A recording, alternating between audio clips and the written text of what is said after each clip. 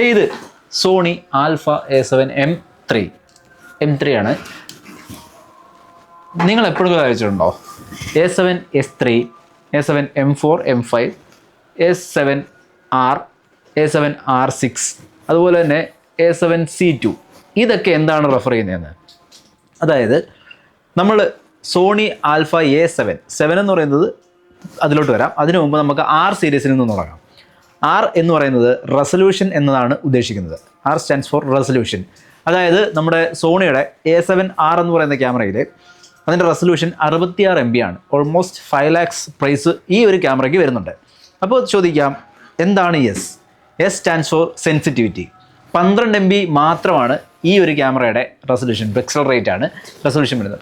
പക്ഷേ ഈ ഒരു ക്യാമറ നല്ല രീതിയിൽ ലോ ലൈറ്റ് സെൻസിറ്റീവ് ആണ്. S3 എന്ന് പറയുന്ന ക്യാമറ അത്യാവശ്യം നല്ല രീതിയിൽ ലോ ലൈറ്റിൽ സെൻസിറ്റീവ് ആണ്. അപ്പോൾ 7 സീരീസിൻ്റെ പ്രത്യേകത എന്ന് വെച്ച് കഴിഞ്ഞാൽ അത്യാവശ്യം നല്ല ഒരു പിക്സൽ റേറ്റും അത്യാവശ്യം നല്ലൊരു ലൈറ്റ് സെൻസിറ്റിവിറ്റി ഉള്ളൊരു ക്യാമറയാണ് M4, M3, M2 and M5. ഈ ഒരു ക്യാമറ സീരീസ് വരുമ്പോഴത്തേക്കും എസിൻ്റെ ബെനിഫിറ്റും അതുപോലെ തന്നെ ആറിൻ്റെ ബെനിഫിറ്റും ഒരുപോലെ കൊണ്ടുവരുന്ന ക്യാമറാസാണ്.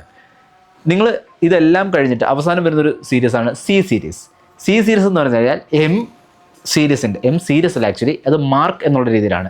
അതിൻ്റെ വേർഷൻ നമ്പറാണ് മാർക്ക്. 7 സീരീസിൻ്റെ കുറച്ചുകൂടെ കോമ്പാക്റ്റബിൾ ആയിട്ടുള്ള ഫീച്ചേഴ്സ് കുറച്ചുകൊണ്ട് ഈ രണ്ട് ക്യാമറയുടെയും ഫീച്ചേഴ്സ് കൊണ്ടുവരുന്ന ചെറിയ ക്യാമറകളെയാണ് നമ്മൾ C സീരീസിൽ പറയുന്നത് compact camera.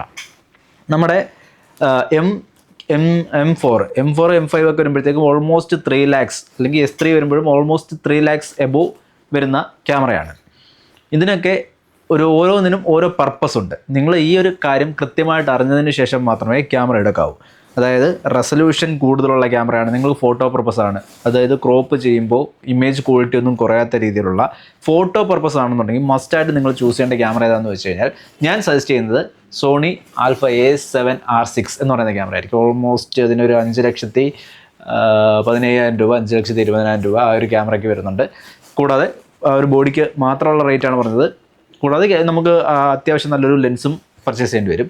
And S series വരുമ്പോഴത്തേക്കും 3,80,000, 3,25,000 ആ ഒരു റേഞ്ചാണ്. എബോവ് 3,20,000 രൂപയ്ക്ക് മുകളിലുള്ള ക്യാമറയാണ്.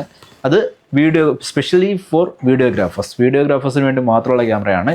പക്ഷേ അതിനൊരു കുഴപ്പമെന്ന് വെച്ച് കഴിഞ്ഞാൽ അതിന് 12 MB മാത്രമേ നമ്മുടെ സെൻസർ പിക്സൽ റെസൊല്യൂഷനുള്ളത്. 12.6 MB അത്രേ ഉള്ളൂ S3 വരുമ്പോൾ. ഇനി അടുത്ത വർഷത്തിൽ അവർ കൂട്ടുമെന്ന് തോന്നുന്നു. ആൻഡ് M4, M5 ഇത് വരുമ്പോഴത്തേക്കും 33 MB ആണ് ക്യാമറ റെസൊല്യൂഷൻ വരുന്നത്. ആൻഡ് അത്യാവശ്യം നല്ലൊരു വീഡിയോ ക്വാളിറ്റി. ഇപ്പോൾ ഞാൻ വീഡിയോ എടുത്തുകൊണ്ടിരിക്കുന്നത് M4ലാണ്. ആൻഡ് എൻ്റെ കയ്യിൽ M3 ഉണ്ട് ആൻഡ് M4 ഉണ്ട്. ഇത് അത്യാവശ്യം നല്ലൊരു ബോഡിയാണ്, M4 ബോഡി. ആൻഡ് നമ്മളിപ്പോൾ M4 എടുത്തതിൻ്റെ പർപ്പസ് എന്താണെന്ന് വെച്ച് കഴിഞ്ഞാൽ നമുക്ക് അത്യാവശ്യം വീഡിയോ എടുക്കണം, അത്യാവശ്യം നല്ല രീതിയിൽ ഫോട്ടോ എടുക്കണം. ഈ രണ്ട് പർപ്പസ് ഉള്ളതുകൊണ്ടാണ് ഞാനിപ്പോൾ M4 പർച്ചേസ് ചെയ്തത്. ആൻഡ് C ആയിരുന്നു ആദ്യം ഞാൻ മനസ്സിൽ കണ്ടിരുന്നത്. പക്ഷേ സിക്കുള്ള കുഴപ്പമെന്ന് വെച്ച് കഴിഞ്ഞാൽ നമുക്ക് ഇപ്പോൾ നമ്മൾ M4 യൂസ് ചെയ്യുന്നുണ്ട്. പ്രൊഫഷണൽ വർക്കിനൊക്കെ പോകുമ്പോൾ കാർഡ് ഫുള്ളായി കഴിഞ്ഞാൽ ഉടനെ സെക്കൻഡ് സ്ലോട്ടിലോട്ട് സ്വിച്ച് ചെയ്യാനുള്ള സെറ്റപ്പ് അതിലില്ല.